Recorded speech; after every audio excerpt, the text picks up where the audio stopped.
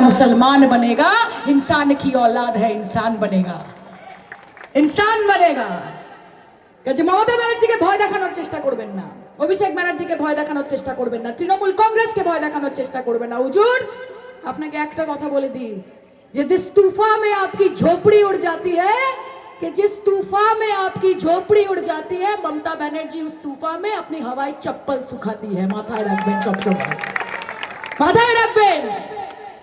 আর আমরা তার সৈনিক, আমরা প্রত্যেকে তার সৈনিক। সরকারটার জন্য একটা জোরে হাততালি দিন। একজন মানুষ দিন রাত যেভাবে ভাঙড়কে সুসংগঠিত করার জন্য, ভাঙড়কে শান্তিপূর্ণতা যাতে বজায় রাখে, সেটার জন্য যেন আপনাদের কাজ হয়, আপনাদের উন্নয়ন হয়, সেটার জন্য দিন রাত এক করে খাটছেন। নিজের বিধানসভাকে সঙ্গে রেখে ভাঙড়কে যেভাবে সময় দিচ্ছেন, আমি কৃতজ্ঞ সরকারটার কাছে। অনেকের অনেক জ্বালা হবে, অনেকে অনেক কথা বলবে, মাথায় রাখবেন কেউ পাশে থাকবে না। তোমার দেখা নাই রে, তোমার দেখা নাই। যখন প্রয়োজনীয়তা হবে, যখন পাশে কাউকে দরকার থাকবে, ওই লাভ ছাড়া ক্ষতি নেই, দিদি ছাড়া গতি নেই। মাথায় রাখবেন সব সময়, দিদি ছাড়া গতি নেই। কাজে আপনাদের এই লড়াই আমরা আপনাদের পাশে আছি, ভাঙড়ের মানুষের পাশে আমরা আছি, উন্নয়নের কাজে আছি।